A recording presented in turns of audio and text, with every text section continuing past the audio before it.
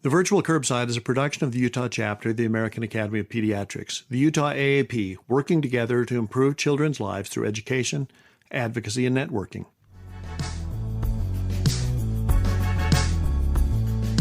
Hi, this is Paul Wirkus from the Utah AAP. Welcome to this week's edition of the Virtual Curbside, where we bring pediatric providers together with subspecialists to get smarter about all things pediatric and better acquainted as a community of caregivers.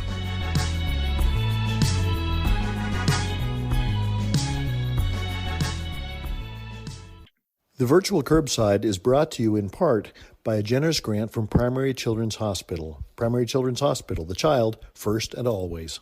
Welcome back to the Virtual Curbside. I always look forward to longer months, or at least months that have 5 weeks, because I get to talk to my friend Angelo Giardino. Good morning, Angelo. Hello, Paul. How are you? I'm just fine, thanks. Life treating you well? Yes, it is. And I am excited today because we're going to talk about a book that was suggested by Dr. Neil Davis. And whenever Neil suggests a book to me, I read it. Yeah, Neil's a very thoughtful guy. Well, so the book that Neil chose for us this month, that Neil recommended and we chose, so everyone's on board with this, is The Anxious Generation by Jonathan Haidt.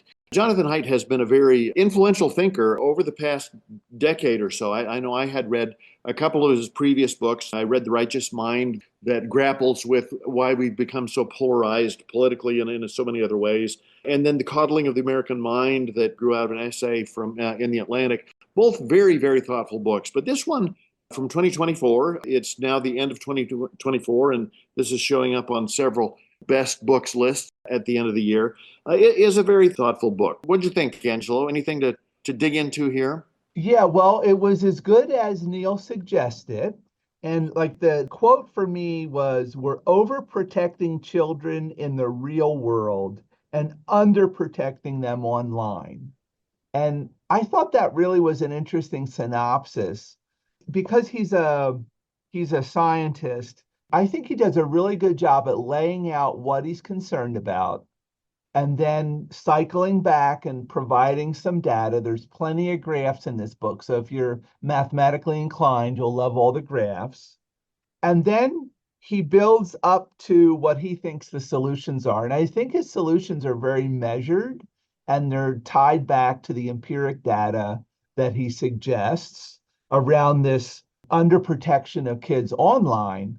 But he also does talk about the parenting that we're seeing now, where there's a level of overprotection that may actually be really detrimental to kids learning the skills they need to be effective adults. Yeah, fascinating combination. So this all arises from concern about, and the graphs point this out quite graphically as it turns out, that there has been a concerning change in mental health with a big increase in depressive episodes, anxiety, suicide, and self-harm in the 2010s.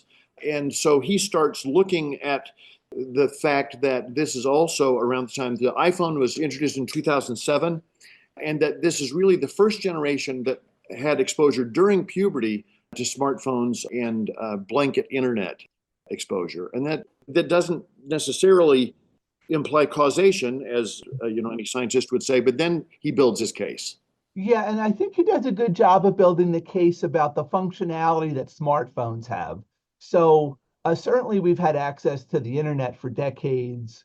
We've had flip phones, but when we started to have smartphones that connect to the internet and allow just rapid access to thousands and thousands of other people who are looking at the same thing, commenting on things, I think he makes a really strong case. What he calls that phone-based culture is really associated, correlated with these dramatic increases in mental health issues, anxiety, depression, and suicide rates. So I think he's onto something here. And what I like about it, Paul, is that he ties it back to adolescent development. So, we all, have suffered through our adolescence, and we know how uniquely and exquisitely sensitive adolescent boys and girls are to what other people think of them. And Right. in typical, community, you have a circle of friends, you're at school, you have a network that you're in. But with a smartphone, you can be in a network of tens of thousands of people. And that just really plays on the vulnerabilities of the adolescent mind. And I think he makes a really good case for how particularly dangerous this is for girls and young women. Uh, Right. and then he makes with the math, he makes a real graphic case for how this is particularly detrimental to them. And, I just found it really, really informative. And it really affirms some of the things that I had just been observing myself. And he's not talking like some old gray haired guy that says, when I was a kid, we walked to school, it was uphill both ways. He's really trying to show it really is connected to that vulnerability we have as adolescents to kind of other people's opinions of us. And when you have thousands and thousands of people that you're comparing yourself to, you really, really are putting kids at risk. And then he goes through the whole, you can have a smartphone and you can sign up for all these websites at age 13 because the last law was passed in 1998. So I think he also brings some policy in, which I found really helpful. Right. Going along with what you said, delineates that there's a difference in the way that boys and girls use the internet, and that girls are much more likely to be on social media being compared and criticized, and boys are much more likely to be in gaming and pornography with very different outcomes. But he sees them both as detrimental in concerning ways, both ways.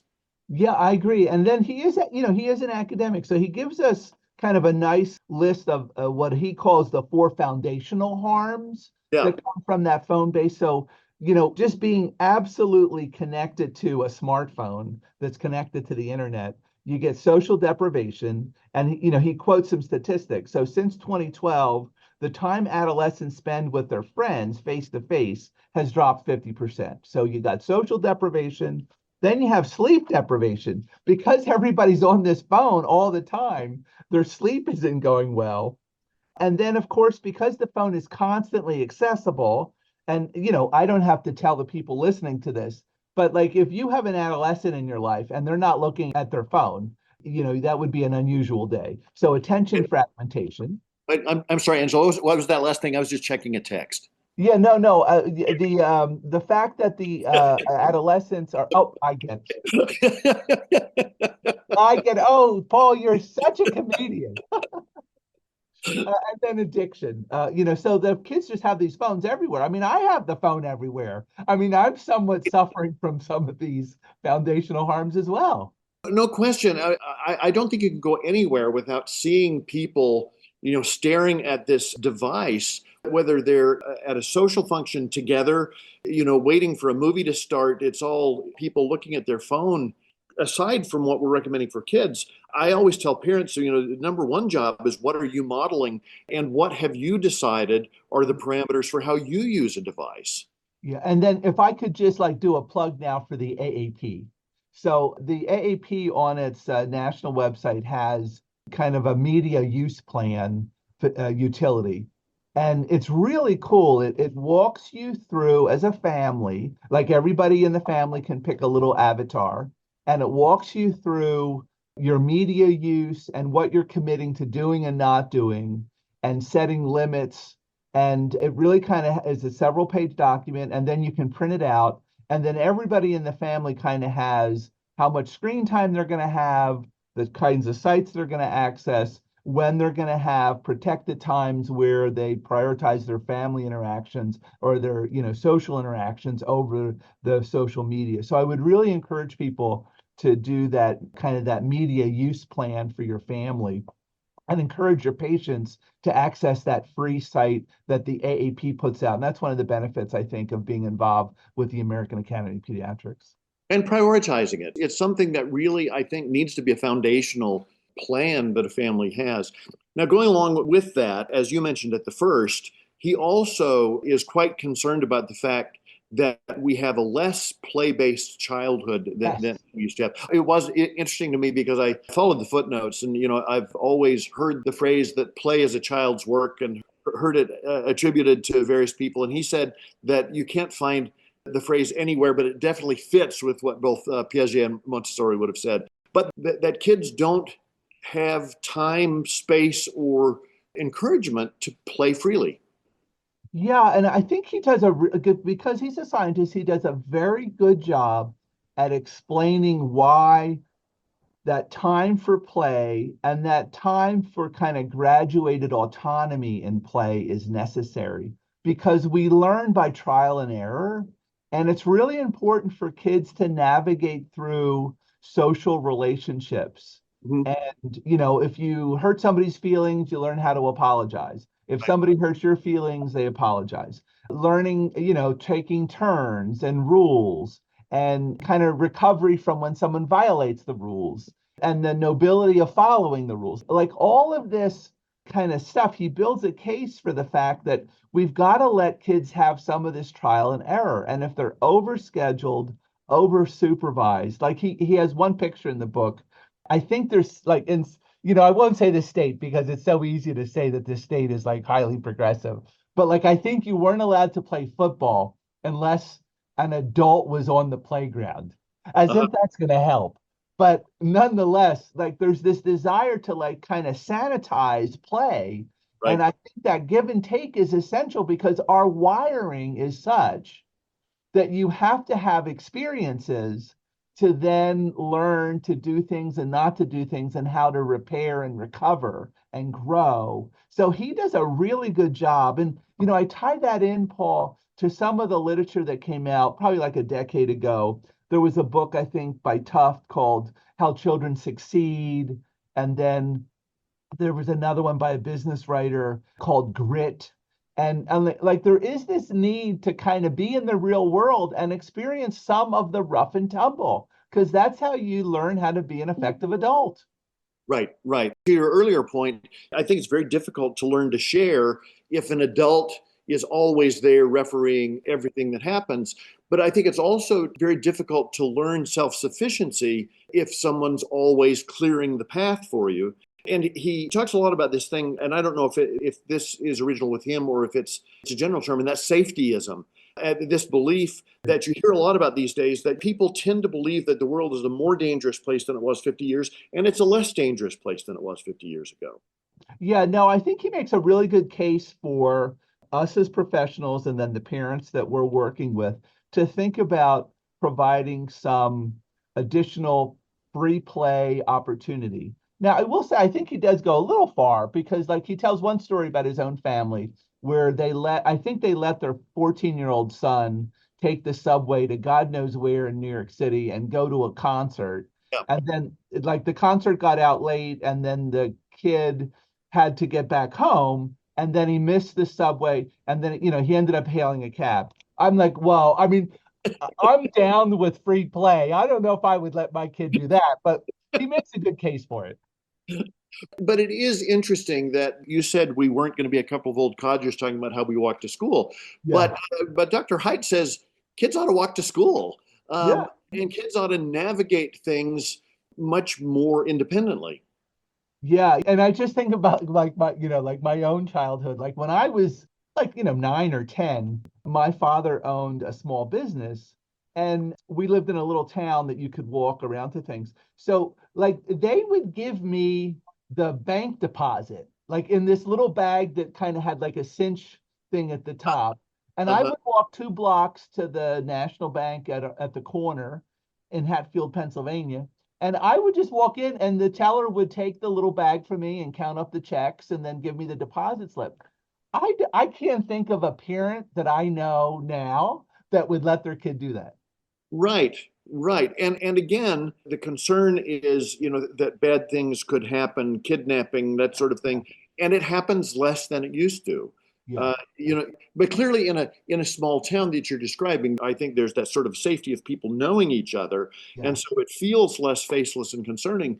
But I think in many situations, we need to be helping kids yeah. figure stuff out for themselves. Yeah, no, I agree. So like he then does like again, he's a scientist, right? So then he gives us the action plan, right?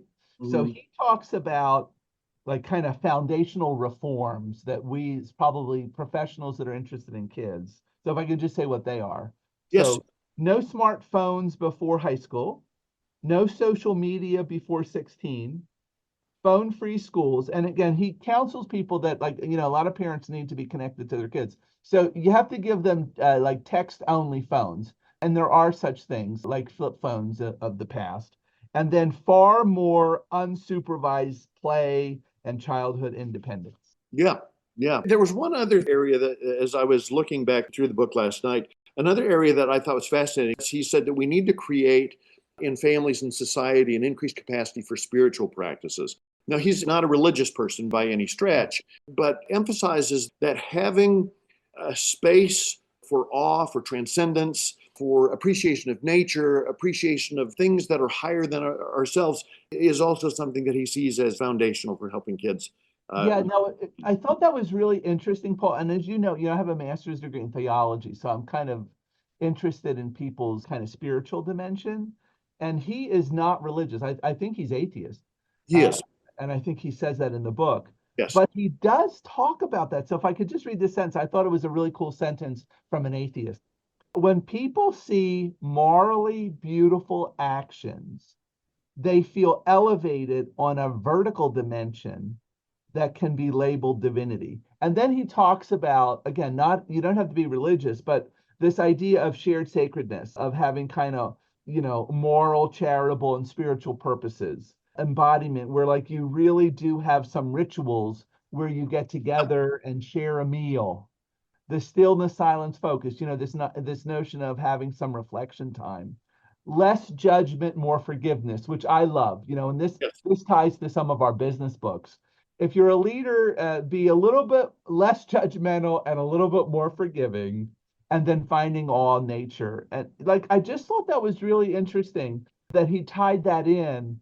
And I do see that, elevating your eyes above just your own minute-to-minute experience is so helpful. And I think he does a good case for saying, regardless of whatever your spiritual practices are, and if you're religious or not religious, there's a way you can lean into this that makes sense with your value system. Right, absolutely. So, looking at some of his solutions, he had recommendations for families, he had recommendations for government, he had recommendations for schools. And I think those are all things that I think we as pediatricians can get behind and actually incorporate in how we help parents parent. Yeah, I agree. So it confirmed for me, Paul, like when Neil Davis suggests the book, Mm-hmm. so he had suggested the growth mindset a few years ago to me by Dweck, and we did that on one of our podcasts. And that growth mindset book changed the way that I interact with folks and lead. And then this anxious generation, it really has kind of helped me see what this great rewiring of childhood really means for the kids. So I'm somewhat like kind of empowered now to speak not as like an old guy who like, when we just had like transistor radios, but I feel like I know a little bit of the science to advocate a little bit better for our kids and the parents.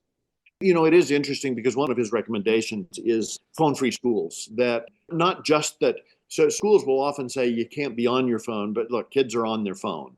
And for me, I think that the ubiquity of this has sort of moved to the next level with the smart watches. And I find it incredibly distracting when I'm talking to somebody and they're looking at their watch and I think, am I keeping you from doing something? They say, no, I'm just getting texts while we're talking. Yeah. But talking to a patient this week, a 15, 16-year-old, and he was on his phone and I said, we're talking, he said, I'm just getting a text. And I think, I don't know how you teach people Yeah. to set the parameters that say, we're having a conversation or you're in a situation where you should be learning. How do we emphasize that without coming off as either Stone Age geezers or jerks?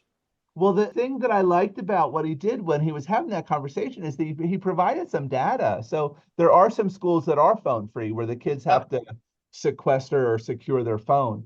And the interesting thing about that data was that there was more interaction among, you and your social mates. And I thought that was really compelling. So I think there would be a way of selling the idea.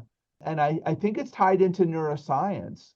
But I agree with you. Like, you don't want to be punitive, but it's like, I know you're getting a text, but I'm here. I'm actually in the room with you talking to you. There's a hierarchy of conversation. I mean, one thing I tell patients all the time is I leave my phone on my desk Yeah. because if I'm having a conversation, they're my first priority. And Yeah. I try to say it in a sort of non-judgy way, but I don't know. Yeah. I don't know that I pull that off. But it's striking to me how often someone will say, "Oh, my child's been texting me from school all day today, so I brought them in." And I think, I grew up like Napoleon Dynamite. I had to go talk to the school nurse if I Yeah. wanted to call my parents. Yeah. Yeah. Yeah. No, I think there's a lot of nuggets in this book. And I really, really strongly encourage people that are interested in kids and parents to give it a read. It's worth it. Yeah, I came away from reading it with a certain amount of zeal. I was recommending it to everyone. You need to read this so we can talk about it. Yeah, yeah, Yeah. good, good. The nice thing is, you and I both read it, so we got to talk about it. Yeah, yeah, and this was a great conversation. And if you see Neil Davis floating around, tell Dr. Davis I said hello.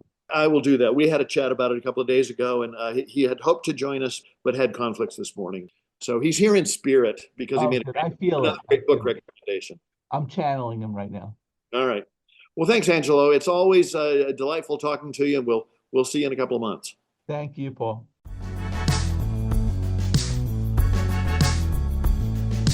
Thanks for joining us. We look forward to getting together again next time. The virtual curbside is available on iTunes or wherever you find your other favorite podcasts. Be sure to like us and subscribe. We want you to like us both because we're needy that way and because that will help other listeners like you find us. Check out our website, vcurb.com, for supporting materials, schedules, and other great stuff. The Virtual Curbside is an educational production of the Utah chapter of the American Academy of Pediatrics. The opinions expressed in this podcast, while carefully considered, are ultimately the opinions of the presenters and not necessarily of the American Academy of Pediatrics or our employers. And remember, the content of this podcast shouldn't be seen as a substitute for seeking actual personal medical care. If this is an emergency, hang up and dial 911. Otherwise, schedule a visit with a caring healthcare provider to try to get to the bottom of your concerns. None of this could happen without Elisa Stoddard, our extraordinary executive director of the Utah AAP. Many thanks to Tim Cosgrove for his help on the website and logo design. Production design and editing thanks to Phil Wirkus, who also composed the theme music. See you next time.